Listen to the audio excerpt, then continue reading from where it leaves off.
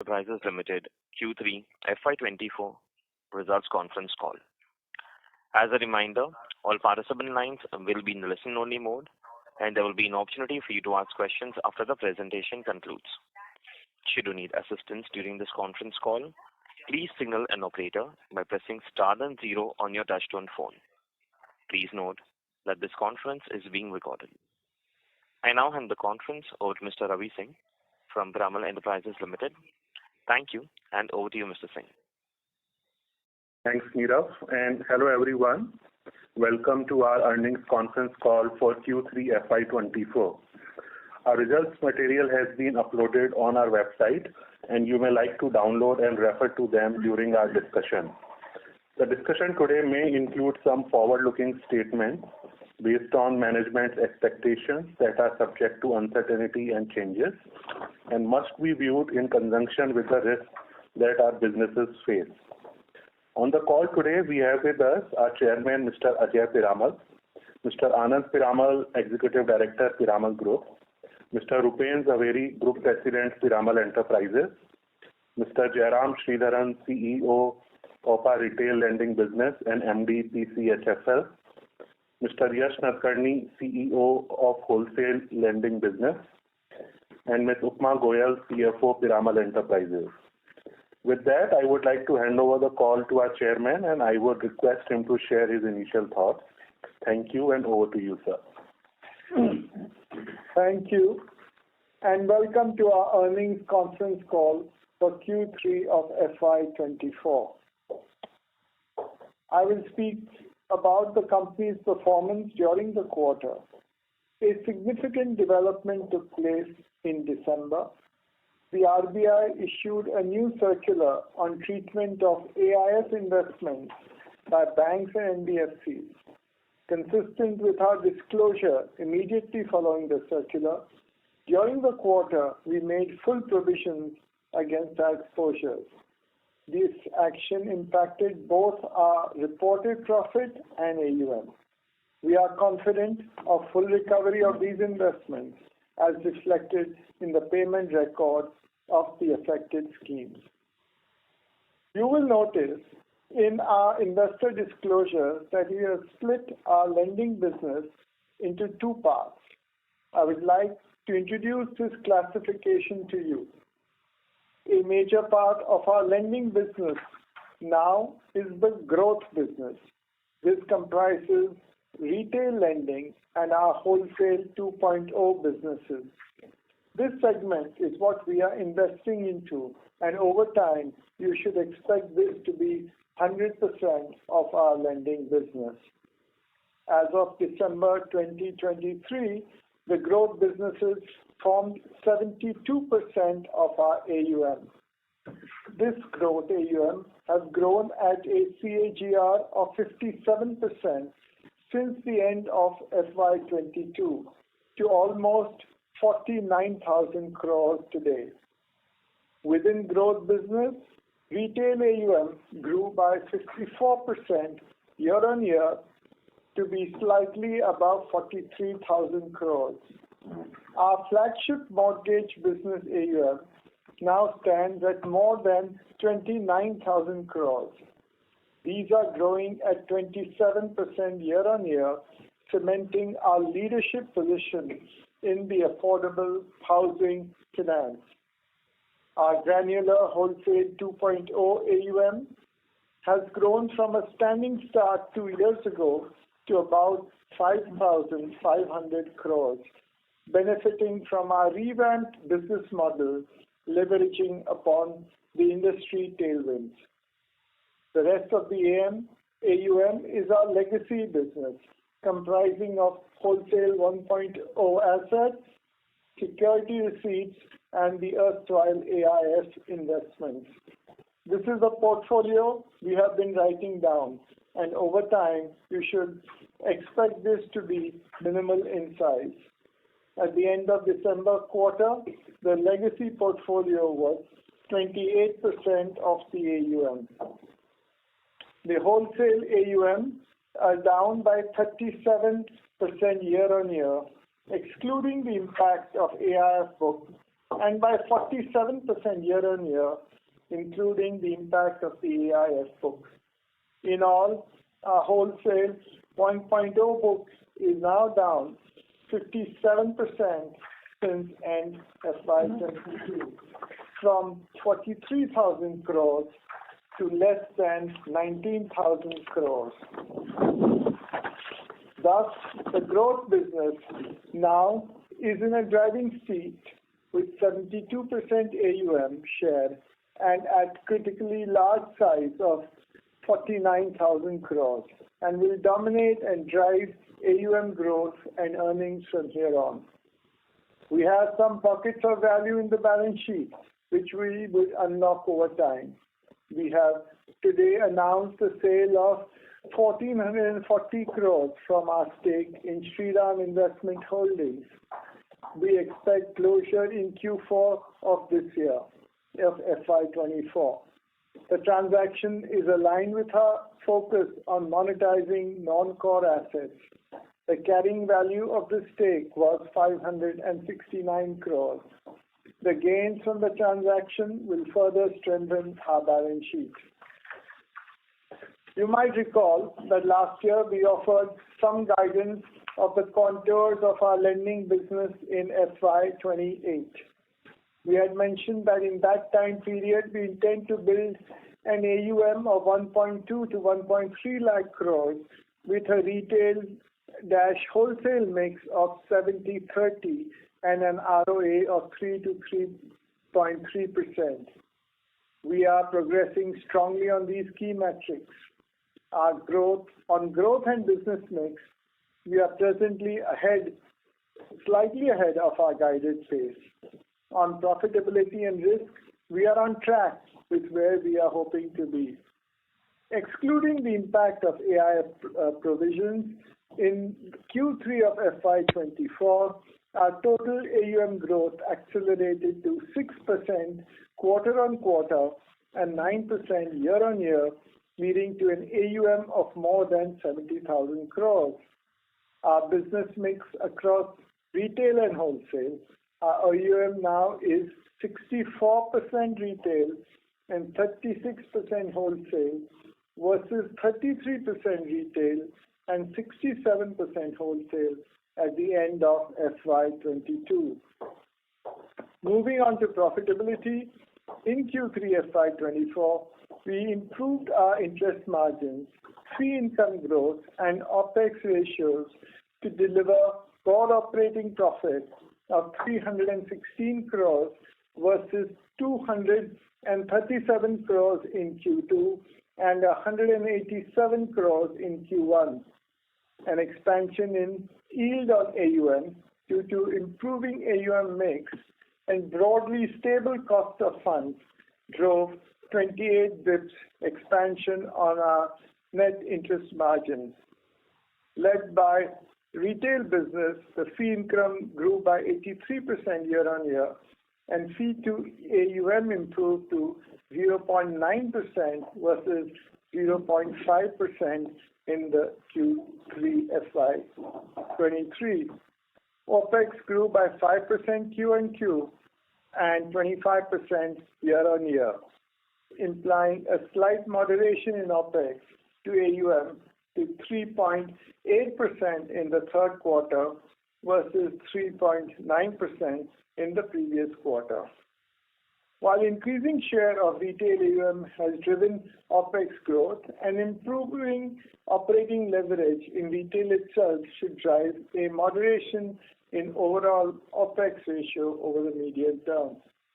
Our PPOP to AUM ratio has thus improved to 2% in Q3 versus 1.1% in Q1. We remain committed to further raising our operating profitability by driving operating leverage in the growth businesses and reducing the contribution of the legacy businesses.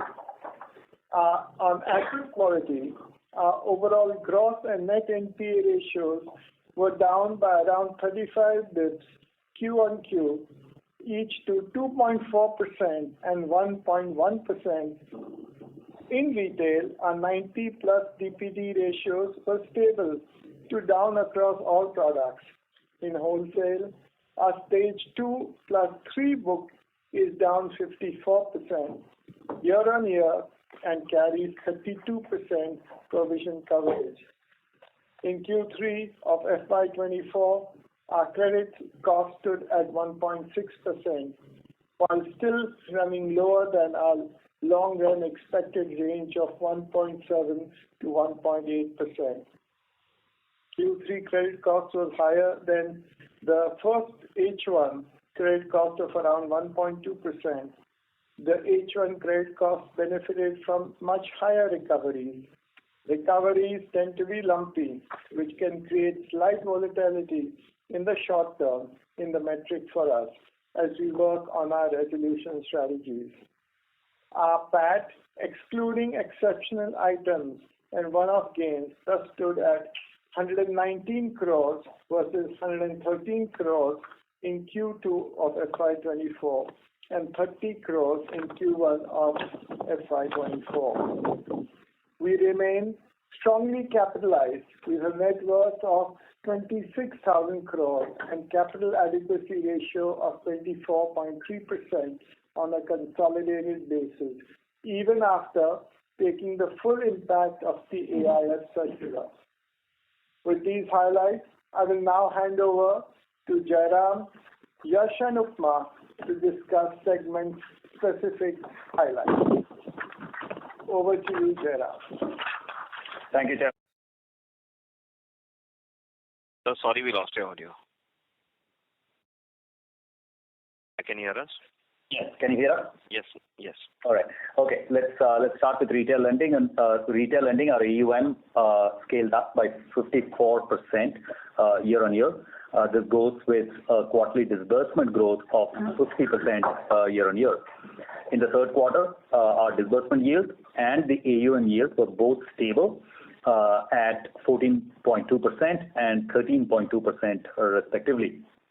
Our flagship business, the mortgage business, now stands at an AUM of roughly 30,000 crores, accounting for 72% of retail's AUM. The mortgage business, which comprises housing loans and LAP, is our core hook product in our branch-based business. When we start any new branch, we start with the mortgage business exclusively for some time before launching other products from the branch. Our housing loan disbursements grew 23% year on year, with an average ticket size of 19 lakhs in the third quarter. Our disbursement yield in this business was 11.2%. LAP disbursements almost doubled year on year, and here our average ticket size is 20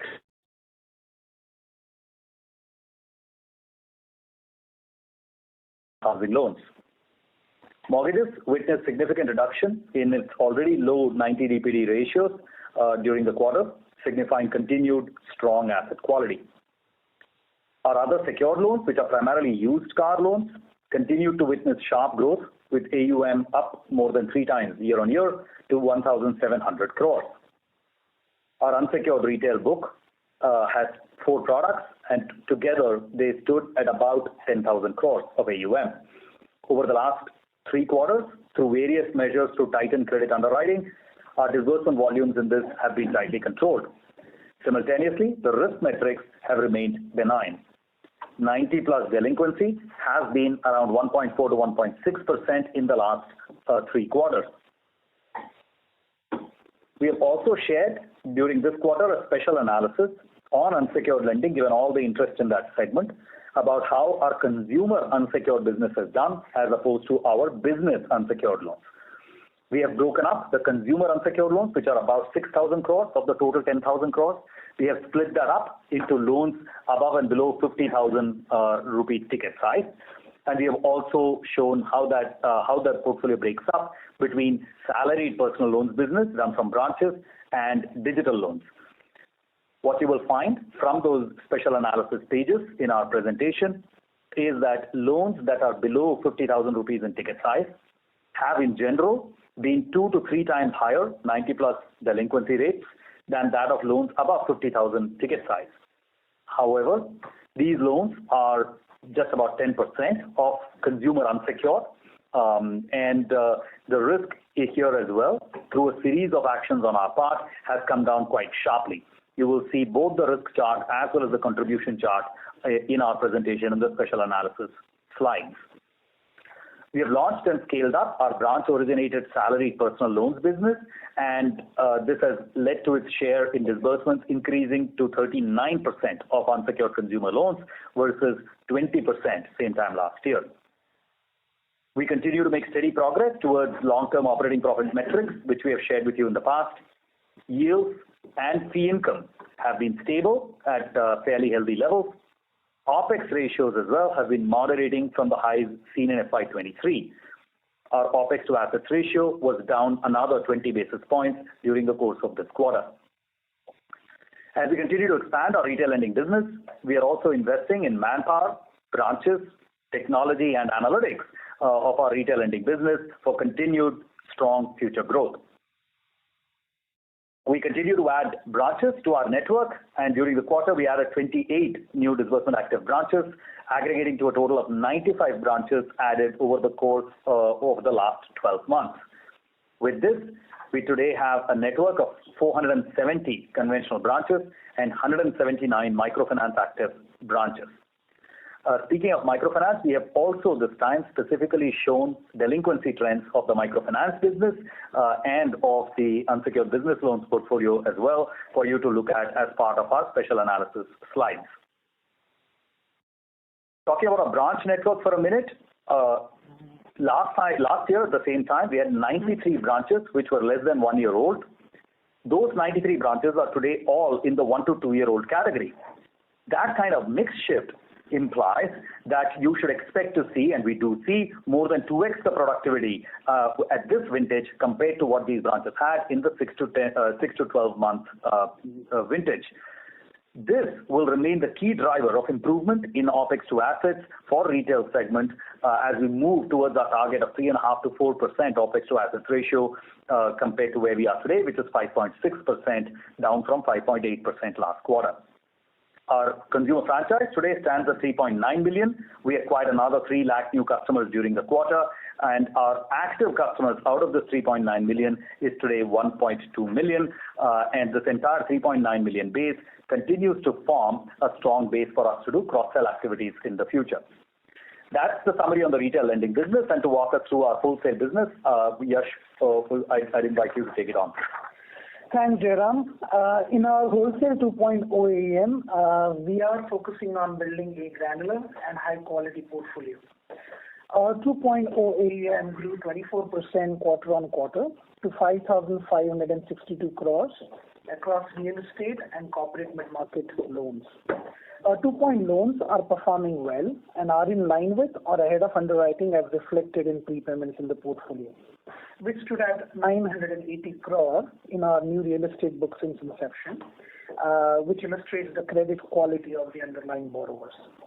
We disbursed 1798 crore in Q3 of FY24, of which 1,005 crore was disbursed in the month of December 2023.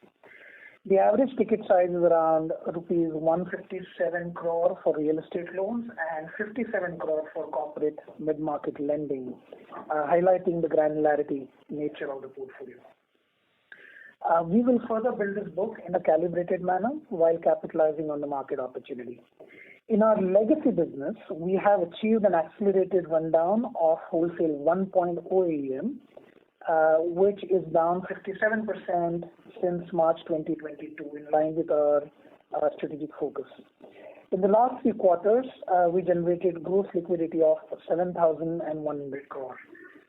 Wholesale 1.0 AUM, excluding non-yielding assets such as Stage 3 assets, security receipts, land receivable assets, and DHFL book put together, stood at about 11,197 crore with an average yield of 11.6%. Our Stage 2 and 3 AUM reduced 54% year-on-year to 4,721 crore with a provision coverage ratio of 32% combined. Wholesale SRs have reduced by 6% since end Q1 of FY24, led by cash realizations of 909 crore. As the resolution process continues, we expect our SR portfolio to reduce in near term by a combination of sales, enforcement, and collections at our carrying value. For the AIF schemes impacted by the RBI circular, as alluded to by Chairman, we are confident of full recovery from these investments. We have received 1,137 crore as interest and principal payment on these units so far. That ends the update on wholesale, and I'm going to hand over to my colleague Upma to cover financial performance. Thank you, Yash. Now I'll talk about the financial performance. In Q3 FY24, our NIM expanded by 28 basis points quarter on quarter, supporting the NI growth of 11% quarter on quarter to 835 crores. Fee income was up 23% quarter on quarter to 155 crores, further boosted by one-off interest income on IT refunds of 64 crores. Our other income was up 53% quarter on quarter to 251 crores. Our OPEX was up 5% quarter on quarter to 697 crores, led by growing retail business and our investments in distribution and tech platforms. Thus, our pre-provisioning operating profit went up 55% quarter on quarter to 389 crores. If we exclude one of the incomes, which are dividend income and the interest income or IT refunds, totaling to 73 crores, pre-provisioning operating profit was up 33% quarter on quarter to 316 crores. Credit cost was at 1.6% versus 1.2% in H1 FY24, which is in line with our expected range for credit cost. We made provision of 3,540 crores pursuant to the RBI circular on investments in AIF. These pertain to two of our AIF schemes where we have taken full provision and also reduced them from our reported AUM. Excluding the impact of AIF provisions, our Q3 FY24 PAT stood at 290 crores versus 48 crores in Q2 FY24. Excluding the benefit of one-off tax refunds and interest income on it, totaling to 184 crores, our profit after tax stood at 119 crores versus PAT of 113 crores on comparable basis in Q2 FY24. Now, let me talk about the liability management side. We continue to focus on diversifying our borrowing mix, including securitization. Our fixed to floating rate debt mix improved to 51-49 and will continue to see further improvements over coming quarters. Our cost of borrowings was largely stable at 8.7%. Our ALM is well matched with positive gaps across all buckets. To conclude, the performance of the company in Q3 and 9 months of FY24 highlights the progress of the company, which is better than the medium-term guidance on AUM growth and mix. The trends on operating profitability and asset quality are also aligned with our strategic roadmap. We are confident on the company continuing in the growth mode and improving profitability to our stated goals. With this, I would like to open the floor for questions. Thank you. Thank you very much. We will now begin the question and answer session. Anyone who wishes to ask a question may press star and 1 on their touchtone telephone. If you wish to remove yourself from the question queue, you may press star and 2. Participants are requested to use handsets while asking a question. Ladies and gentlemen, we will wait for a moment while the question queue assembles. Participants, you may press star and 1 to ask a question.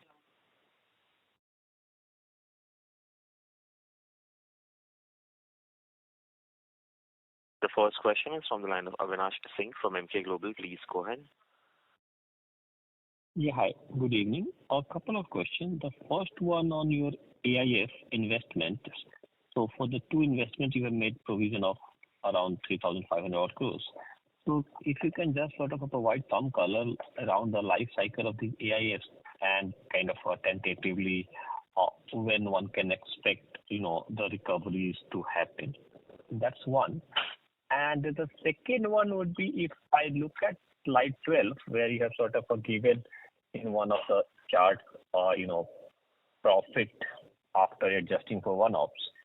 So if I see there, the jump from Q1 to Q2 has been material. Now, Q2 to Q3, like 113 odd crores going to 119 crores. That is just like a 4-5% sequential increase, despite the fact that the PPOP level, the growth has been kind of a 33 odd percent. So that is basically due to higher credit cost. And I recall you have been talking about slightly normalization of credit cost in the retail that was going. So does that mean, if this is the sort of a trend, that the underlying profitability emergence is going to be much slower? Because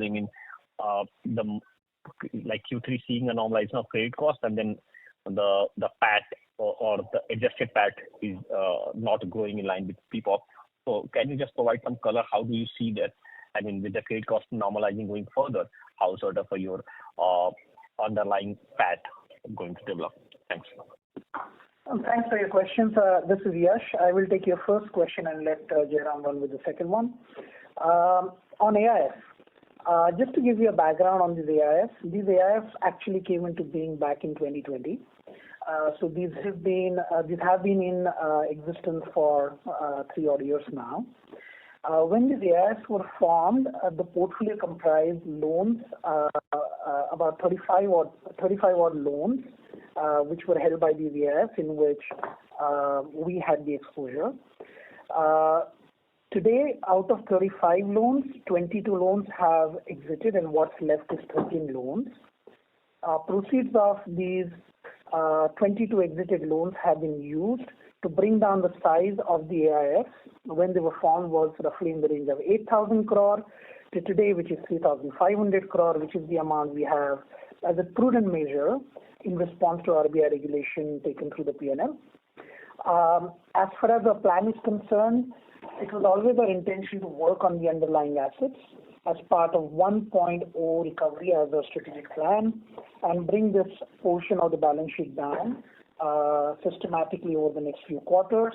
That plan hasn't changed at all. We continue to work with underlying loans and underlying partners.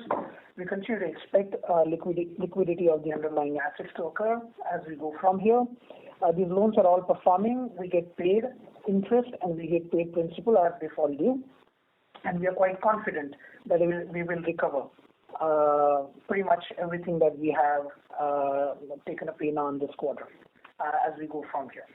So I'll just take a pause here to make sure that you've understood various aspects of what I just said, and if you have any queries. If I may add one other point to that, Yash, or data point we have shared in the presentation, we have so far recovered 1,137 crores to our account, Piramal account, from these AIs. This is on page 11 of our earnings presentation. You see the number 1,137 crores of cash recoveries has happened to Piramal's account from these over the last few years. In this current financial year, in the last 3 quarters put together, we have recovered 700 crores. So that gives you a sense that this is not kind of a one-off that suddenly you got some money, but we continue to recover. Over the last 3 quarters, we have recovered 700 crores. So that's the pace at which it's going. You can never be super certain about exactly the pace at which it will move forward. But let me just state the fact that over the last 3 quarters, we have cumulatively recovered 700 crores or received 700 crores. Recovery is the wrong word here. These are not stressed accounts. So we have received 700 crores of cash flow from these accounts in the last 3 quarters. We would also like to reiterate that the 3,500 crores of adjustment that we have taken that we have taken through P&L into our net worth is an accounting adjustment. This absolutely does not change the economic characteristic of the underlying asset. So the cash flow that we have been receiving in the past, there is no reason to believe that anything much is actually going to change in that regard, except that because we have now written down the entire AIF to zero, everything that comes in the future, in one form or the other, comes through P&L directly.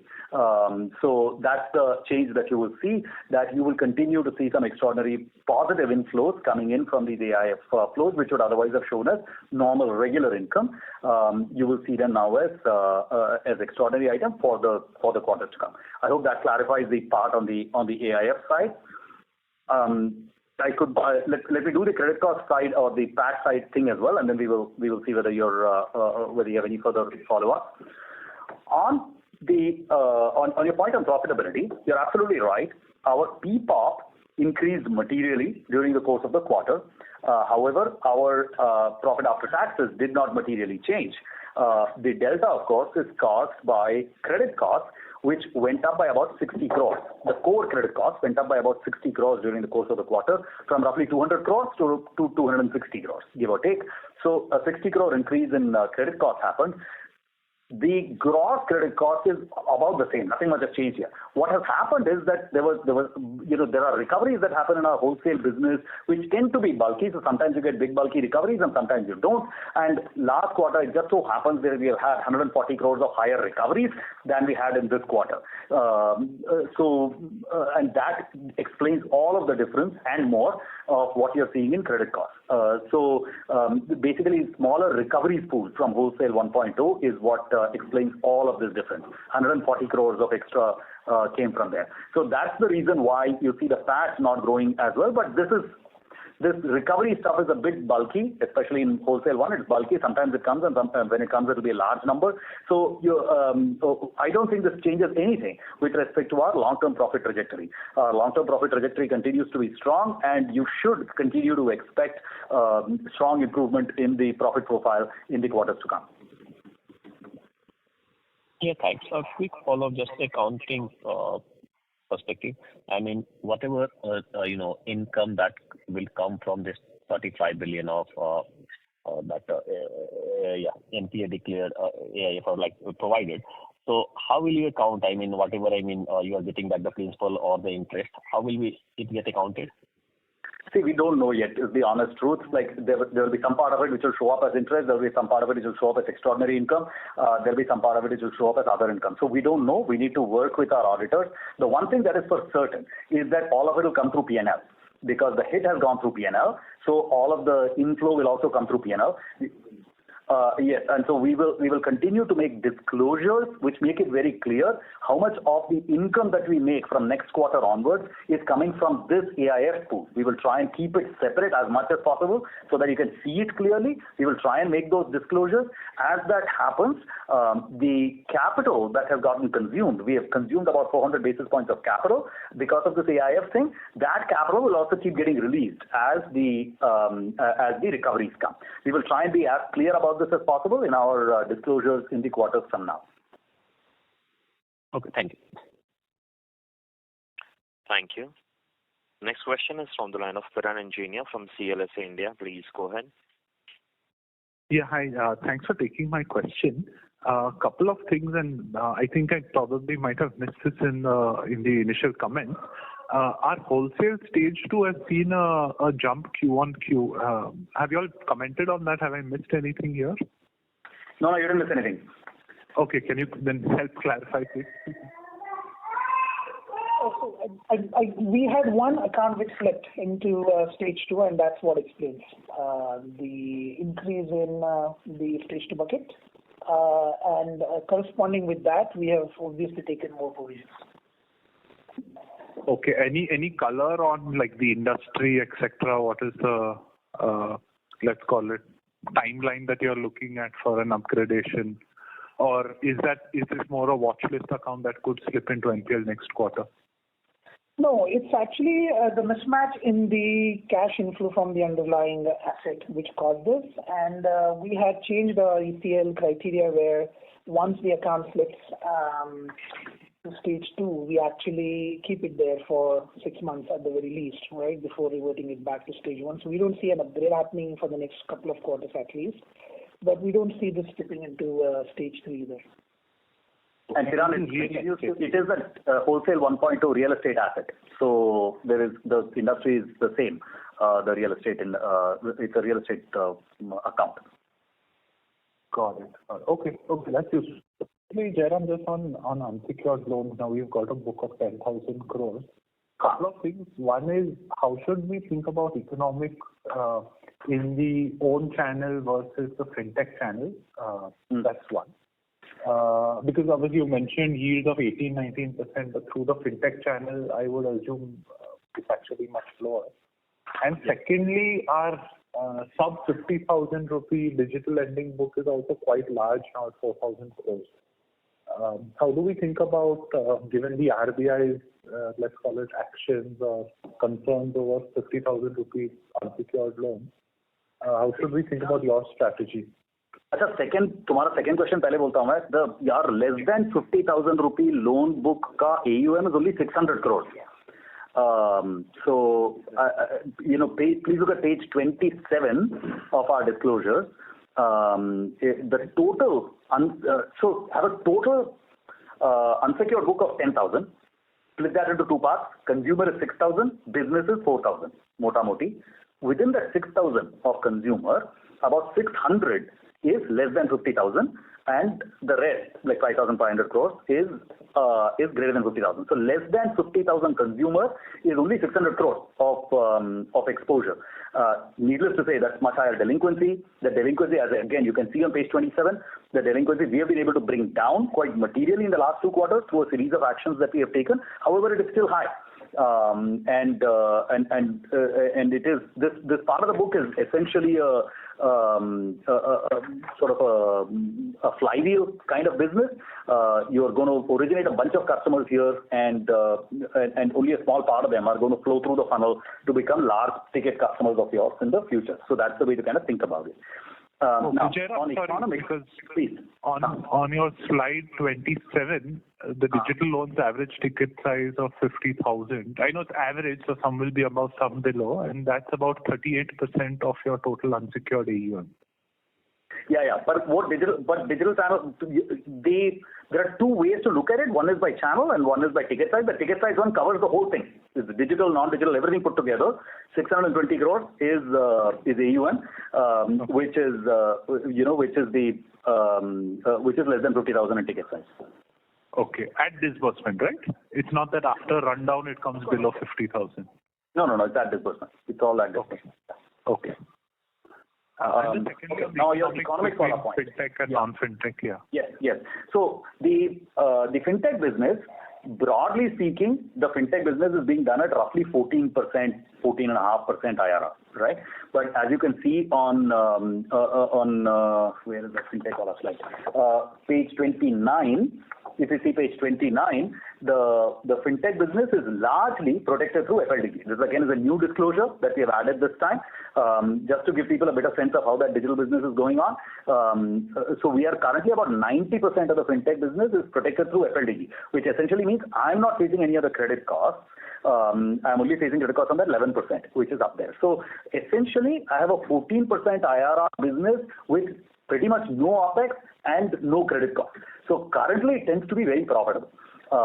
So that's kind of the way to think about the fintech business, that you're able to originate a lot of customers and you're able to do that at reasonably good economics without increasing your OPEX, without really increasing your credit costs at all. So right now, the through partnerships, kind of business done through partnerships is better economics. However, in the long run, you do want to have your own channels originating a lot of these businesses, so you will continue to see us invest in own channels and continue to bring that up. Got it.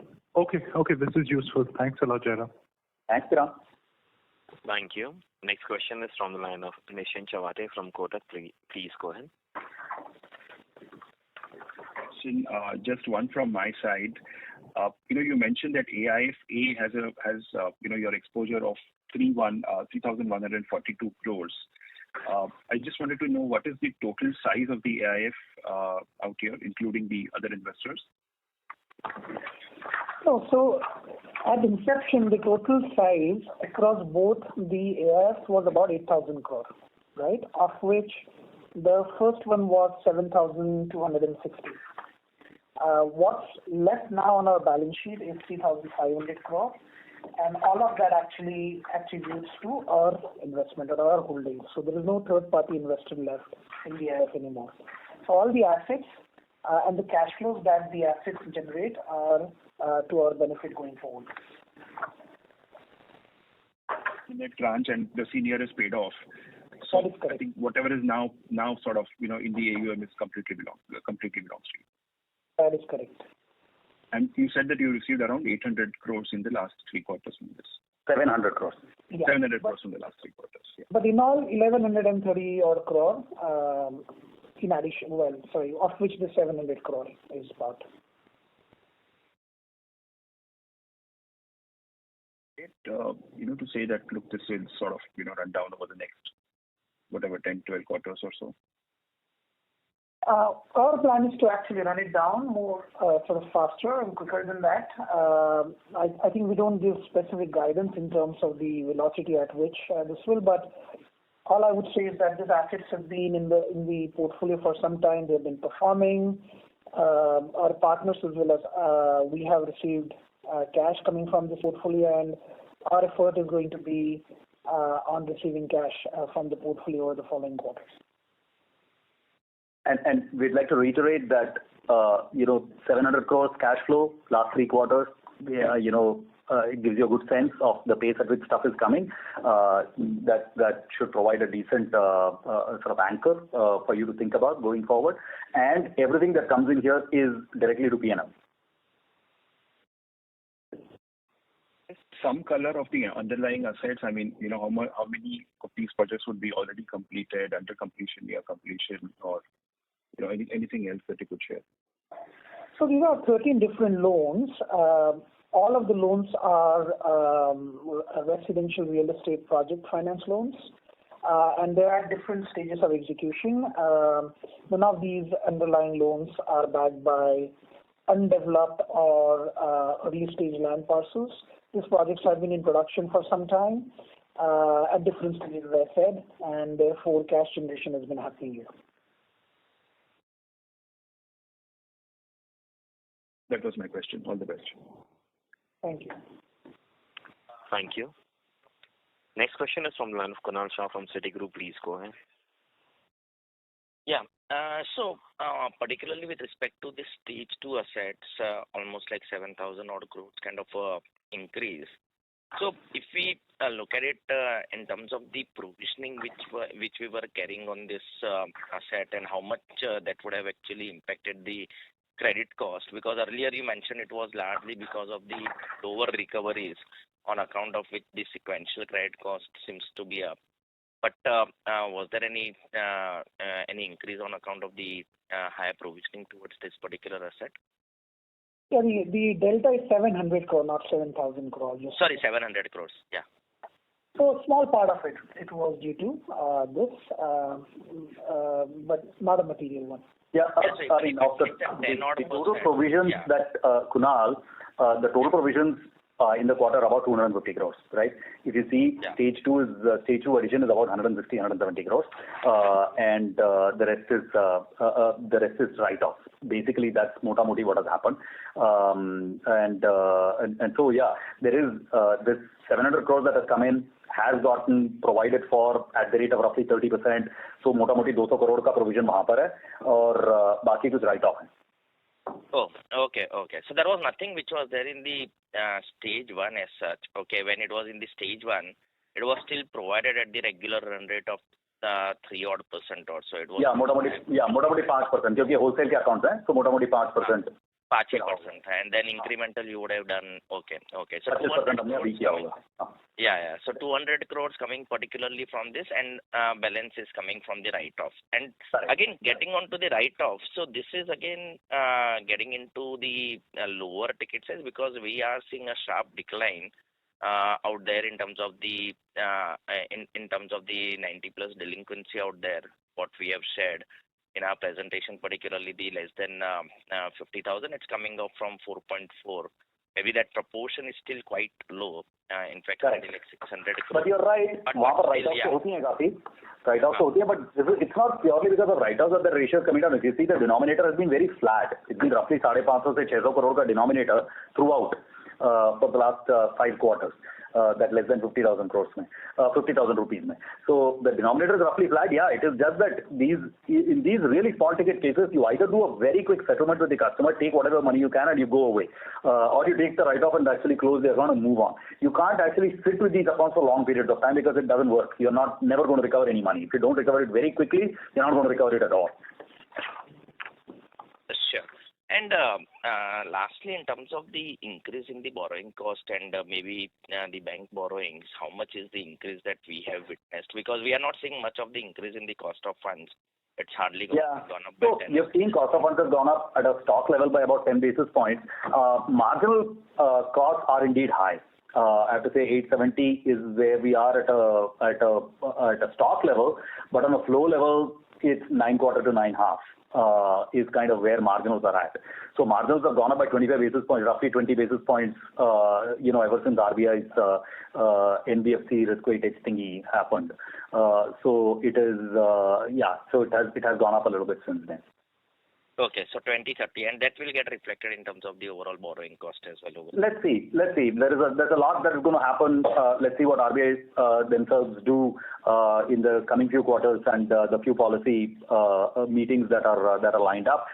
If, as we expect, the second half of the calendar year sees RBI changing stance towards being a little bit more accommodative, that will completely overwhelm all these small deltas, and you should see cost of funds start to decline at that point.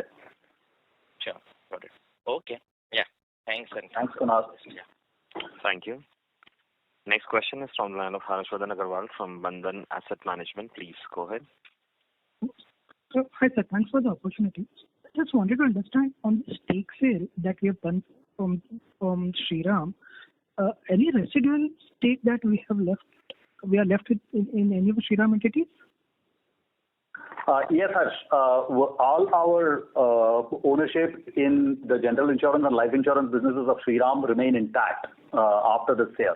So those are not assets that we have sold yet. So you will continue to see the general and life insurance businesses on our book. They will be held at a total cumulative book value of 1,709 crores. Okay. So the stake that we have sold, that was largely in the lending entity of Shriram. No, it is not in the lending entity. It's a holdco entity. My colleague Rupen can explain a little bit more. Just give me one moment. Yeah.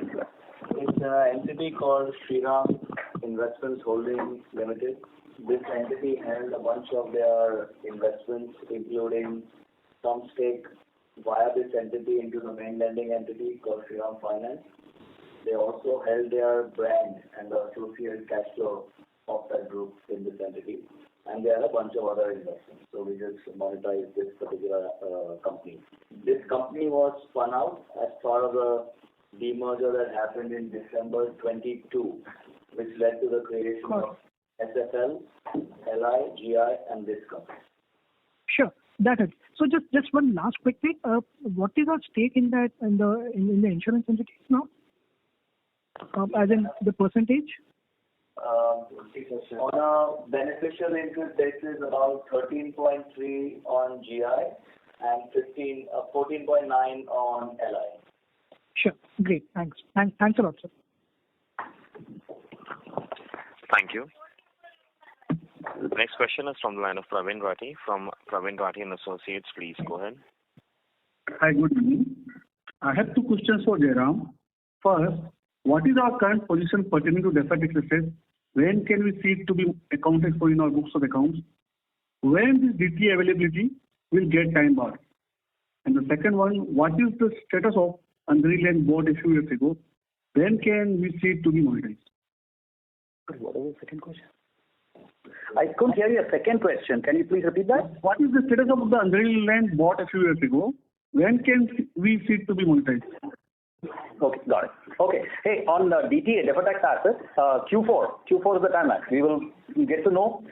We are in active conversations with the tax authorities. Everything will pass the time bar during the course of this in these next few weeks, actually. And so in Q4, we will find out the final details. So you should expect to know that and see that. On land, yes, you want to take that on? Yeah. So as we said earlier, land monetization is work in progress, and we don't have anything material to report at this moment. But we will keep you updated as we make progress. Well, can we see another discounting cash flow for that asset that we have done earlier? Looking all the options, but as I said, nothing material to update on this at this moment. Okay. Thank you. You will see, by the way, that this quarter we have made a new disclosure which very clearly shows you all the various aspects of our legacy business and how that has actually changed. This is page 7 in our investor presentation. Please take a look at that. That should give you a good sense of how all the various legacy assets have moved. As you can see, the legacy AUM has fallen very starkly over the last 1 year, and we expect that level of monetization to continue in the quarters ahead. Okay.